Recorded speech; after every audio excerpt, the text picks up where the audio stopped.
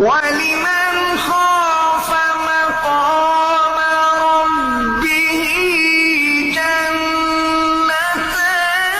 فبأي آلاء ربكما تكذبان ذواتا أفنان فبأي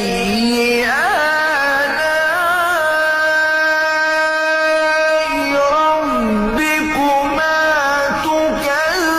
تكذبان فيهما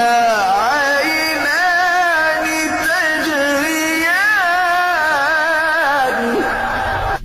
فبأي